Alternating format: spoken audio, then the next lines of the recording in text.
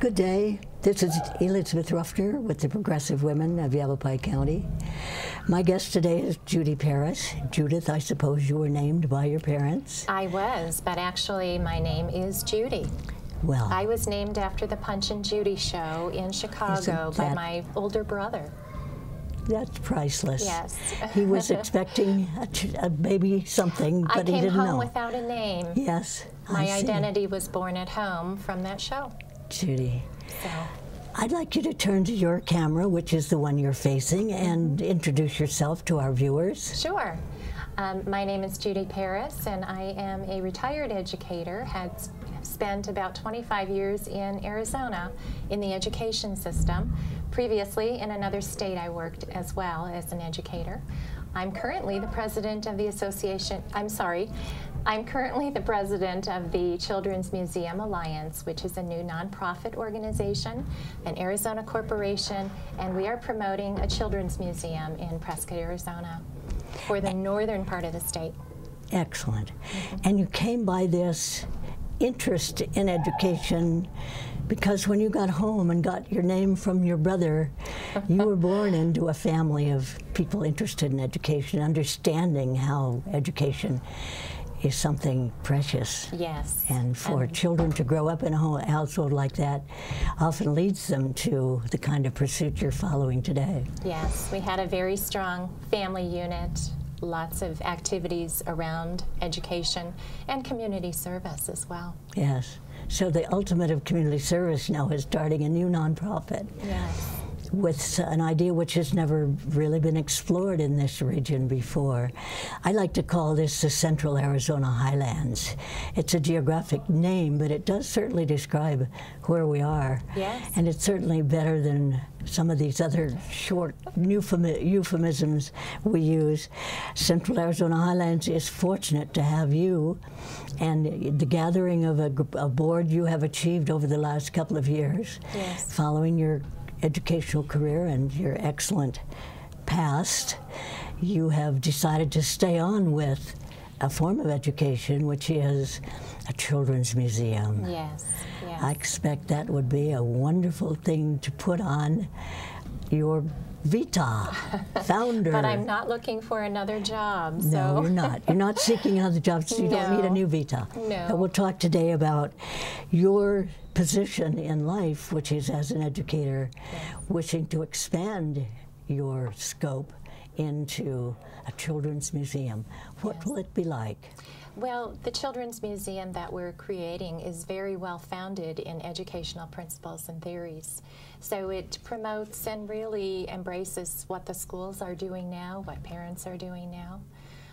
This museum is based on inquiry learning, discovery-based learning, brain-based research, because we know from the research that how children learn, and so we need to offer them the opportunities that build those brains early on so they become critical thinkers, problem solvers, Imagineers, creative. Do you know what just occurred to me? We've learned to do this because when our public education system started, children were learning how to farm and work in the house and do things in the home. They were taught that. Yes. In school, they had to sit quietly and let the teacher rule. That's right. Now we're understanding that the experience of doing is education. Yes, hands-on learning is absolutely critical to young children, and many adults still like to learn that way.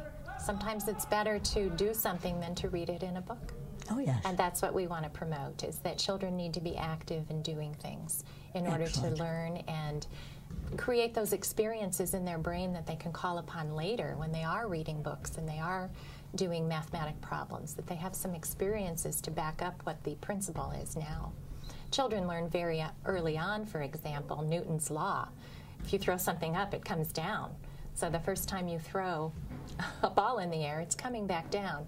They may not have the principle of gravity, they may not understand the law, but they know the basic concept of it.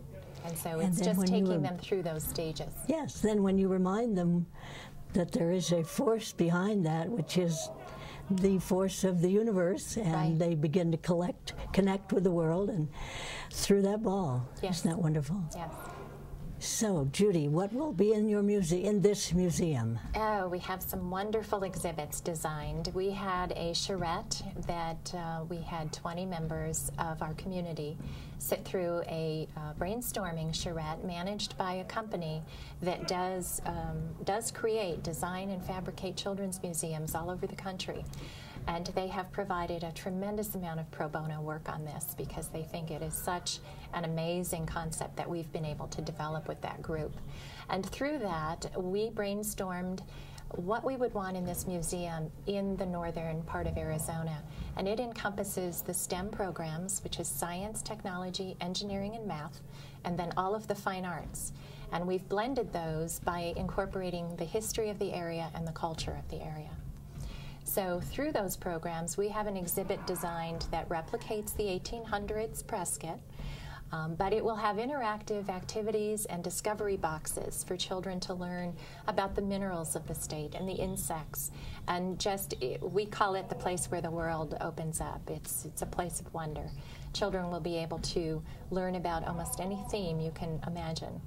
We also have a Route 66 theme exhibit where children will be learning about the different community jobs that are available in a community, the restaurant and the mechanic. But also through that, they'll learn about the environment because the diner is set up so that there is a learning garden outside.